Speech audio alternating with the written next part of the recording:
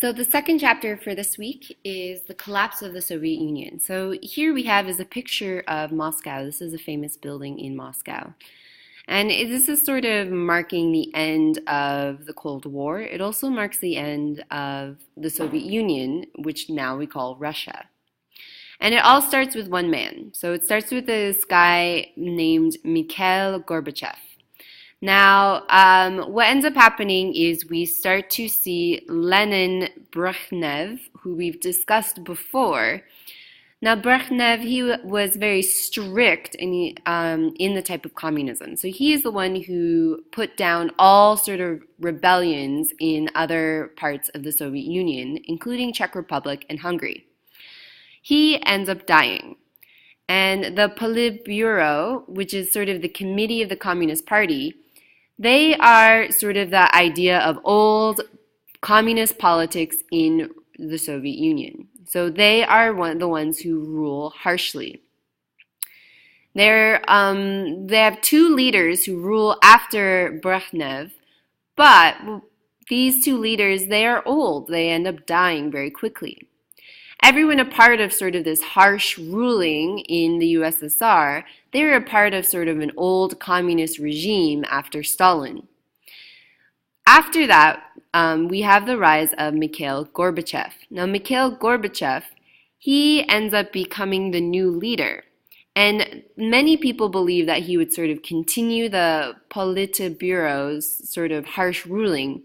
But Gorbachev lived in sort of a different era. He was a young child when Stalin was in government, and he doesn't really remember a lot of the harsh ruling that had happened during Stalin's reign. And so he tries to achieve new policies.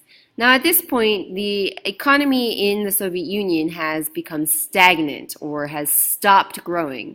And the reason why Gorbachev believes this is because under the communist totalitarianism, silence is rewarded. So we have a very repressed sort of nation and country. So what Gorbachev does is he promotes a new policy which is called Glasnost. Now Glasnost, this is promoting openness. So up until this point, people were rewarded for being silent and for sort of sneakily spying on their neighbors. Now he's sort of opening up Russia, and one way that he does this is allowing for churches to open again. So during the totalitarianism, churches were closed and any sort of social gathering space was closed.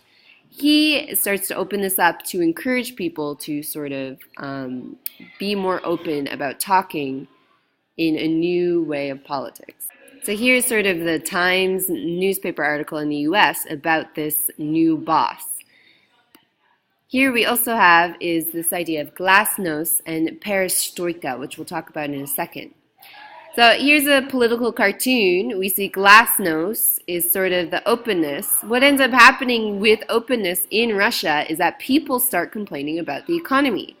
They actually have a space to claim. So we're seeing Gorbachev is being beaten up by glasnost, this openness.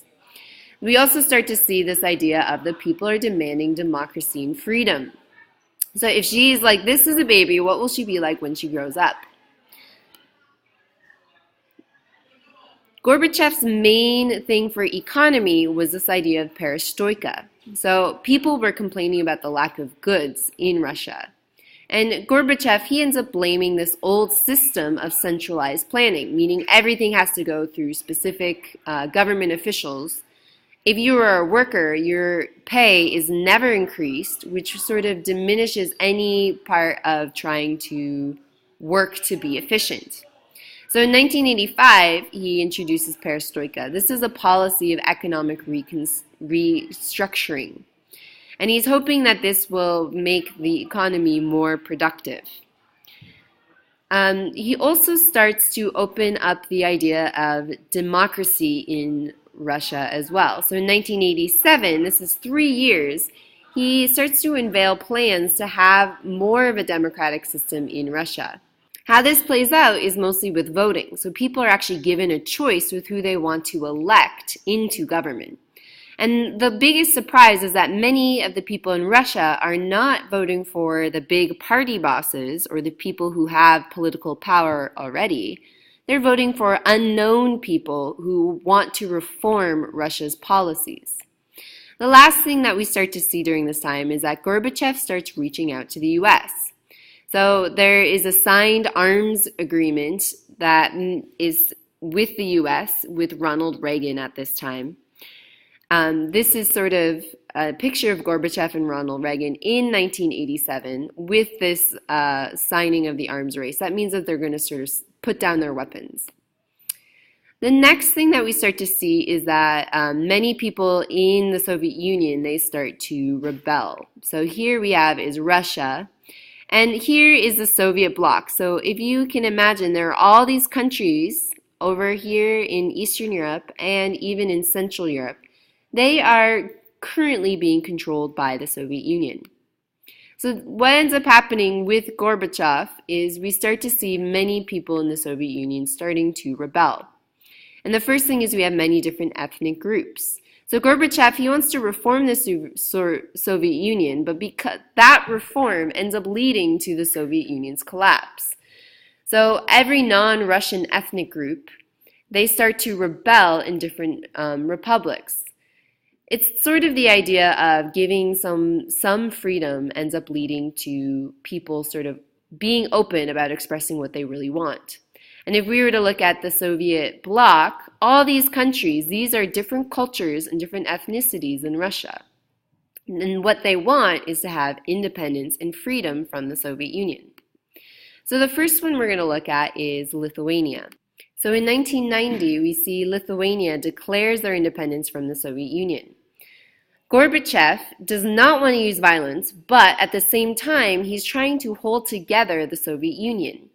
So he orders a blockade of Lithuania, Estonia, and Latvia. These are the Baltic countries in Europe.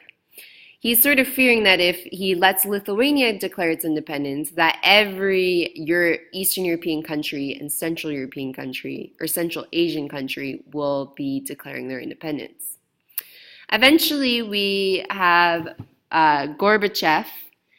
The event in Lithuania damages Gorbachev's image, and so he ends up stepping down, and we have a new reformer called Boris Yeltsin, and he rallies people against communist old guard. So what this means is that even though Gorbachev and Yeltsin are against each other in the political realm, they are both against old-time communists that are left from Stalin's era and Brezhnev's era. So here is sort of an image of Lithuania declaring independence. We also have Yeltsin becoming the new leader of the USSR. Here's an example of these old Soviet leaders who want totalitarianism instead of some free democracy. So that's going to end up leading us to August 1991, which is a failed coup. So the August coup was by these hardliners, these old sort of communist totalitarianist leaders. And what they wanted to do is they were trying to seize control of the Soviet Union's government again. But at this time, they had lost a lot of their fear. So up until this point, people in Russia had feared them. But no longer. There are thousands of protesters, and Yeltsin, the president himself, they rally against the hardliners. And the army eventually refuses to attack the protesters, which means that the hardliners have to back down. They do not seize control of the government.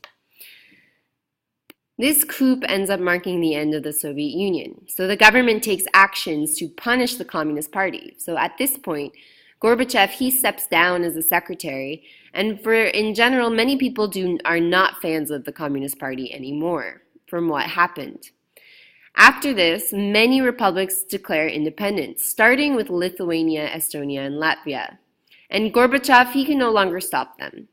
So republics form a federation and the Commonwealth of Independent States. So we end up sort of seeing the collapse of the Soviet Union. Many of these Central Asian countries declare independence, as well as many of the other Eastern European countries as well. So places like Ukraine, Poland, Romania, Hungary, they all sort of collapse and declare their independence. So these new sort of independent states, they end up becoming the CSI. And Yeltsin, who is the current president, he is sort of in charge of them. So in 1992, Yeltsin ends up running into some problems, and he sort of starts this idea of shock therapy. So what shock therapy is a quick transition to free market system. So instead of easing Russia into sort of a more capitalist way of trade, he sort of quickly tries to transition into a more capitalist system with free trade. This actually ends up bringing a lot of chaos to Russia. So many factories are forced to shut down. We have inflation timesing by 800%. And it produces a lot of problems for Yeltsin and the economic sort of stability in Russia. So here we started seeing Yeltsin, it's sort of dipping how much money and how the economy is doing. But it starts to go up with Putin, Putin is current. Eventually, we have Chechnya. So Chechnya is one area in Russia. In case you don't know where Chechnya is, it's this area right here. It's close to Georgia and Azerbaijan. Now, if we look at it here, Chechnya is exactly right here. You can sort of see Azerbaijan. Now, in 1991, Chechnya, they tried to declare independence from Russia. But Yeltsin, he does not agree to this independence. So while many other countries have gotten their independence, Chechnya hasn't, and what ends up happening is Yeltsin sends over 40,000 Russian troops to Chechnya and basically reduces Chechnya's major city into nothing or rubble. Now this conflict continues all the way to 1999. So while Yeltsin is re-elected, even though many people in Russia are not happy with what happened in Chechnya, there's another eruption in 1999 that leads to Yeltsin ending up resigning. Now, when he resigns, he puts in Vladimir Putin, who is our current Russian prime minister or president, as his acting place. So the fighting drags on in Chechnya, and it's already dragging on in 2002. So we have Chechnya rebels again. They're seizing a theater in Moscow, and many people are dying. So when you think of Chechnya, we're looking at sort of rubble, people in poverty, and just being completely destroyed. Their land is completely destroyed by war.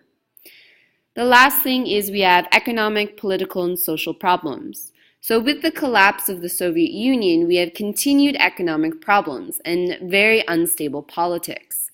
Now, some of the unstable politics is due to still continued corruption in the government. The economic problems are leading to also social problems such as homelessness and unemployment. So there's not as many jobs sort of being created after the Soviet Union. There ends up being a decline in population, standard of living, and the average life expectancy. So even though communist was totalitarianist, it did provide stability in the country. And now Russia is still sort of struggling with many social problems. So this is the beginning of 1994. The war in Chechnya has begun. As you can see, their major city is completely reduced to rubble. We have Yeltsin is resigning later on in 1999. So here's Yeltsin, and here we have as Putin. Okay. October 22, we have a hostage crisis. And if we're thinking of Russia today, Russia still has a lack of freedom. So one of the most noteworthy things that has happened lately in Russia was this group called Pussy Riot. Now, Pussy Riot, they are an activist female group in Russia standing up for LGBT rights. That is lesbian, gay, bisexual, transgender rights. And they were actually put in jail during the Olympics. Another thing we know about Russia today is what is happening with Ukraine. So this has been in the news a lot. We have Russia sort of annexing Ukraine again. which is causing a lot of problems. So even though Russia is not communist, there's still a lot of leftover hostility. Question for this week: in what ways were the policies of Gorbachev, Yeltsin, and Putin similar? So I want you to tell me each person's